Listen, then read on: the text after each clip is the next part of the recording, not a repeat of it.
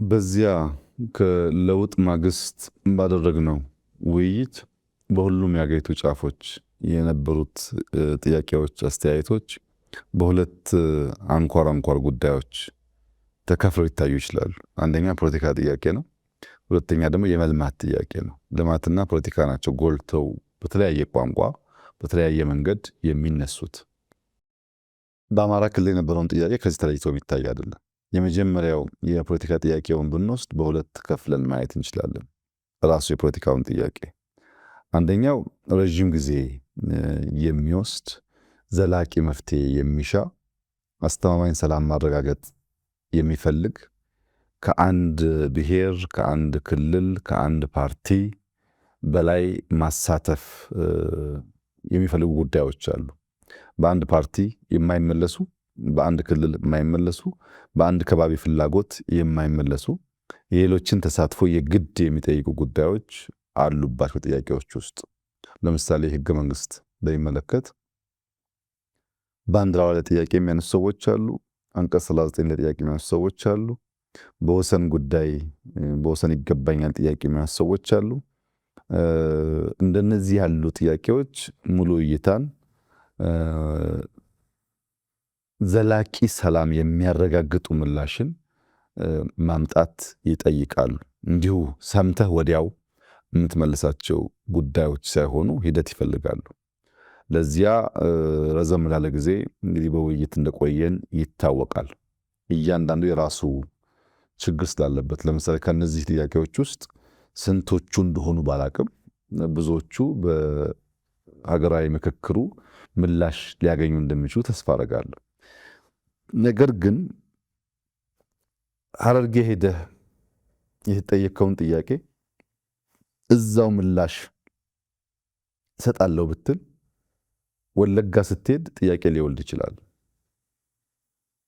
ወላይታ ሶዶ ሄደህ ተጠይቀህ ለዚያ ምላሽ እዛው እሰጣለሁ ብትል ጎንደር ስትሄድ ጥያቄ ሊወልድ ይችላል። ከዚህ ማሳያ አንዱ የወልቃይት ጥያቄ ነው።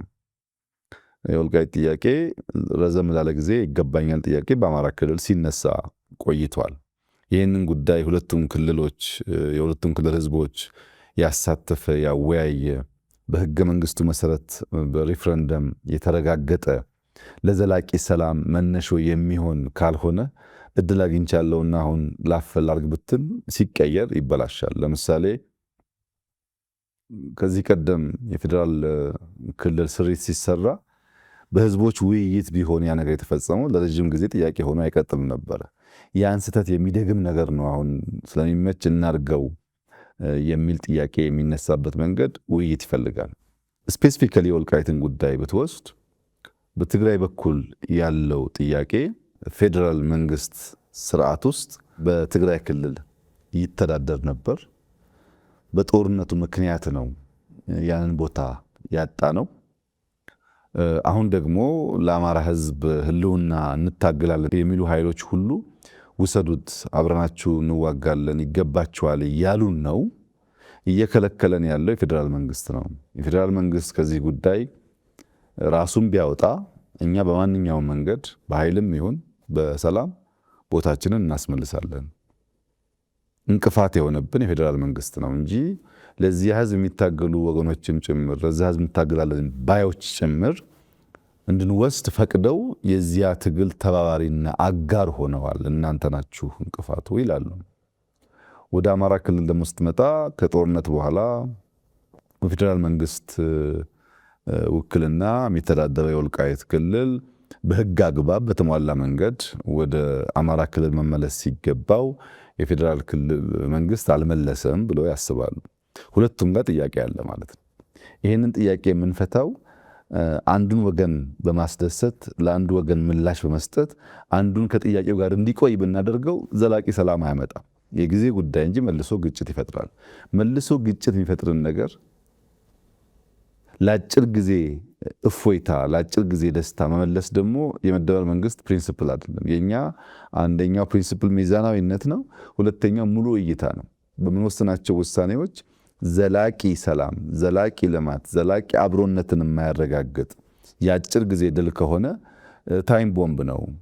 ነገርን ለጊዜው ያዳፍናል እንጂ ከናካቴው አያጠፋውም ብለን ስለምናስብ አንመርጠውም። መንገዱን ጊዜ ወስዶ ተወያይተን ተመካክረን ሕግን ስርዓትን ተከትለን የህዝቦችን ተሳትፎ አረጋግጠን ብንወስን ግን ለዘላቂው ሰላም ሊያረጋግጥ ይችላል የሚል እምነት ስላለን አብዛኛው በኢንክሉሲቭ ናሽናል ዲያሎጉ 4 ዓመት የፈጀ ሂደት ነው።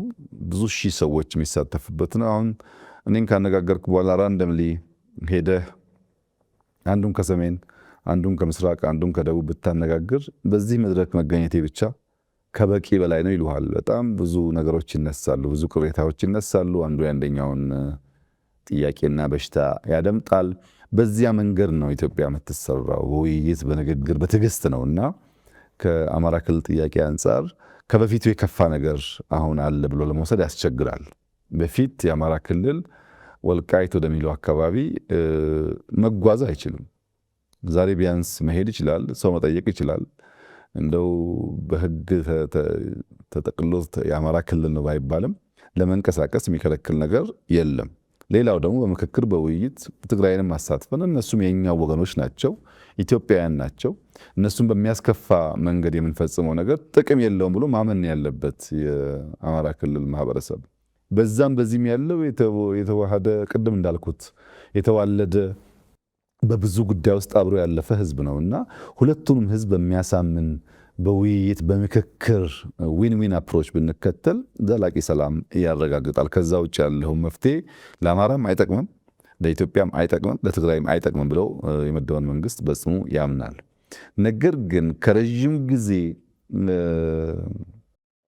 ምላሽ ከሚሹ ባሻገር ያሉ በአጭሩ ፓርቲው መንግስት መመለስ የሚገባቸውን ብዙ ፖለቲካል ጥያቄዎች ግን ምላሽ አግኝተዋል። ለምሳሌ በፓርቲ ውስጥ እኩል ተሳትፎ አልነበረም። አንደኛ ባለቤትና ጎረቤት ነበር። ኢትዮጵያውያን ከፊሉ ባለቤት ከፊሉ ጎረቤት ወይም አጋር ተብሎ የተከፈለበት ሁኔታ ነበረ። ባለቤት ከተባሉትም ደግሞ ሃይራርኪ ነበራቸው። ዴሞክራሲን በሚያሳይ መንገድ ባለቤትነታቸው የሚያረጋግጥ ነገር አልነበረም። ለምሳሌ ፓርላማ ውስጥ ኦሮሞ፣ አማራ በቁጥራቸው ምክንያት በርከት ያለ ወንበር ቢኖራቸውም በፓርቲ ውስጥ ግን ኦሮሞም፣ አማራም፣ ትግሬም እኩል ወንበር ነበራቸው። እኩል ወንበር ነበራቸው ማለት መንግስቱን የሚመራው ፓርቲ ነው። ፓርቲ ውስጥ የማጆሪቲ ሩል ማይኖሪቲ ራይትስ የሚባለው የዲሞክራቲክ ፋውንዴሽን መሰረቱ እሳቤው አልነበረም። ቲፒኤልኤፍ 9 ሰው አለው፣ ኦህዴድ 9 ሰው አለው። እነዚህ ሰዎች በኩል ድምፅ ነው ወስነው ያ ውሳኔ ወደ ፓርላማ የሚፈጸመው። ይሄ ተሳትፎን የተዛባ ያደርገዋል፣ መስተካከል ነበረበት የሚል ጥያቄ ነበር።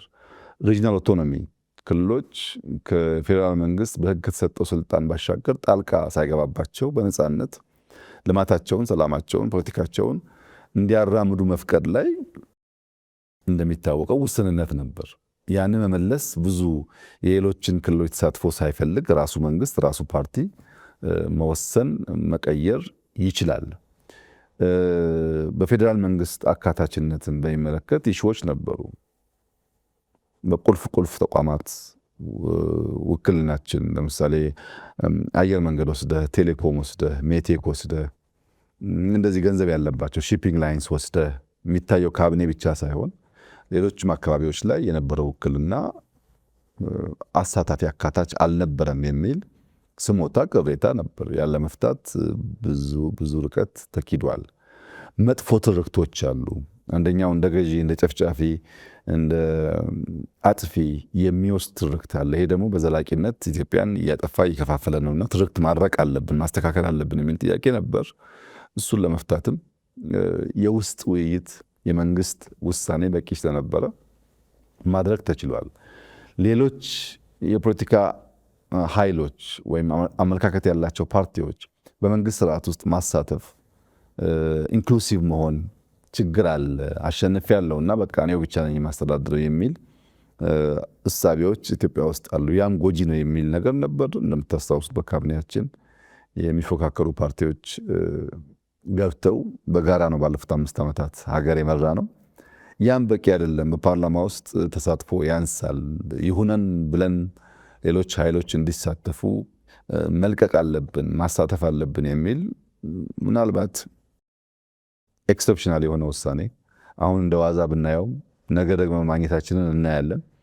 አንድ ሁለተኛ ደግሞ እስካሁን ባለን ታሪክም በሌሎች ሀገራት ታሪክም ብንወስድ ሊመረጥ የሚችል ገዢ ፓርቲ ግድ የለም ሌሎች የሚሳተፉበትን እድል ልፍጠር ብሎ ማድረግ ላይ ውስንነት ነበር። እኛ ዘንድሮ አድርገነዋል። እንግዲህ በፓርላማ፣ በካቢኔ፣ በፓርቲ፣ በክልል አውቶኖሚ ትርክትን በማድረቅ ኢንክሉሲቭ መንግስት በመመስረት ሀገርኛ እሳቤዎች ላይ መሰረት ያደረገ መንግስት በመመስረት ረገድ ምንም ልታወዳድር አትችልም። ለምሳሌ አብዮታዊ ዲሞክራሲ ስለ መከላከያ ያለው እሳቤ፣ አብዮታዊ ዲሞክራሲ ስለ ህዝቦች ያለው እሳቤ፣ አብዮታዊ ዲሞክራሲ ስለ መንግስት ያለው እሳቤና የመደመር መንግስት ያለው እሳቤ ለየቅል ነው፣ አይገናኝም።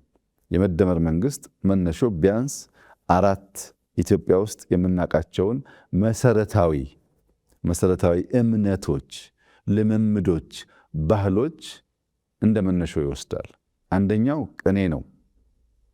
ቅኔ ኢትዮጵያ ውስጥ አንድ ሰው በሰምና በወርቅ በግልጥ ሊትራሊ በሚተረጎምና በማይተረጎም መንገድ የሚናገርበት ቋንቋ ነው። ምስጢር አዘል ቋንቋ ነው።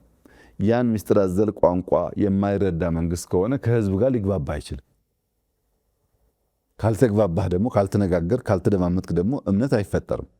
ህዝብህን ለማድመጥ የኢትዮጵያ ህዝብ የሚናገርበት ዘዬ፣ ልምምድ፣ ባህል ሌሎች ሀገሮች ከምናውቀው ለየት ይላል። ቅኔ የሚባል በሁለት መንገድ የሚተረጎም ልምምድ አለው።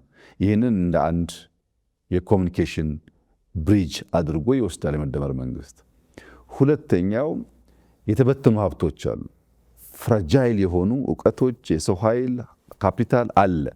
ይህን ሰብስቤ ይህንን ደምሬ አንድ አዲስ ነገር እንዲከሰት ኢመርጅ እንዲያደርግ እሰራለሁ የሚል መንግስት ነው። ይህን የመሰብሰብ የመደመር ዝንባሌ ደግሞ ደቦ ከሚባል ከኢትዮጵያ አርሶ አደሮች ልምምድ እንደ አንድ ፋውንዴሽን ይወስደዋል። ደቦ ማለት እርሻ ደርሶብኛል፣ ተባብረን እንረስ፣ አብራችሁን የኔን ስራ ስሩልኝ የሚል የኢትዮጵያ ልምምድ ነው። ይሄ ለኛ ለምናስበው እሳቤ በእጅጉ ያግዛል። ሶስተኛው በታሪካችን ውስጥ ቅድም እንዳነሳሁት በየጊዜው ግጭቶች አሉ። ሰላማዊ ጉዞ ብቻ አይደለም ያለው። የእምነት፣ የብሔር፣ የመሬት ይገባኛል፣ የተለያየ ስልጣን ይገባኛል ግጭቶች ነበሩ። እነዚህን ግጭቶች እየፈታ ያቆየበት መንገድ የሪኮንሲሌሽን ካልቸራችን ሽምግልና፣ ካሳ፣ እርቅ፣ ይቅርታ የሚባሉ ነገሮች አሉት። ይህንንም እንደ አንድ ፋውንዴሽን የመደመር መንግስት ይወስዳል። በሀገራችን እኮ ድል በሀብት አለ፣ ሽምግልና የሚባል እርቅ አለ፣ ይቅርታ አለ፣ ካሳ አለ። ይህንን እንደ መሰረት በወስደው በውስጥ ያሉትን ቅራኔዎች ለመፍታት ያግዘኛል። ደቦ ተሰብስቤ ለመስራት፣ ቅኔው ከህዝብ ለመደማመጥ። ግን ይሄ በመጀመሪያው ሌየር ላይ ፈርስቲር ላይ ያለው የሀገር ግንባታ መንገድ ብቻውን በቂ አይደለም። ኢንስቲትዩሽን ግንባታ ደግሞ ያስፈልጋል። ለኢንስቲትዩሽን ግንባታ ደግሞ ገዳን እንደ መሰረት ይወስዳል። ገዳ ለብዙ መቶ ዓመታት ብዙ አይነት ጥቃት እየደረሰበት ከልጅ ልጅ ሲወራረስ የቆየ መንግስታዊ ስርዓት ነው። ይሄ መንግስታዊ ስርዓት የስልጣን ገደብ የሚያረጋግጥ፣ ግልጽ የስልጣን ክፍፍል የሚያረጋግጥ፣ አንተም መስራት ያለብን እኔ ማድረግ ያለብኝን ያኛው ማድረግ ያለበትን በግልጽ የሚያስቀምጥ፣ የስልጣን አወራረስ ሂደቱ ሰላማዊ መሆን ብቻ ሳይሆን ሰው የማዘጋጀት ሂደቱም ከፍተኛ ልምድ ይገኝበታል። ይህን ተቋማዊ ልምድ ደግሞ እንደ አንድ መሰረት እንወስዳለን። ለተቋም ገዳን ብንወስድ፣ ለኮሚኒኬሽን ቅኔን ብንወስድ፣ ለሪኮንሲሌሽን ሽምግልናን ብንወስድ፣ አብሮ ተባብሮ ለመስራት ደግሞ ደቦን ብንወስድ አብዛኛው ጉዳዮቻችን ምላሽ ያገኛሉ ብሎ ነው የመደመር መንግስት ከሀገርኛ ብሂል፣ እውቀት፣ ካልቸር የመነጨ ለእኛ በቂ ምላሽ መሆን የሚችል እሳቤ ላይ ቆሞ የመንግስት ስሪቱን የነደፈው እና በእንደዚህ ያለው ጉዳይ በጣም ትላልቅ ምላሾች ተሰጥተዋል። ሌላው ደግሞ እኛ የምንመልሰው ልጆቻችን የሚመልሱት ጉዳይ ሊሆን ይችላል። ሁሉም ነገር በአንድ ጀንበር ስለማይመለስ አንዳንዱን በትዕግስት ማየት ለአማራም ለሌሎችም ህዝቦች አስፈላጊ ጉዳይ ይመስለኛል።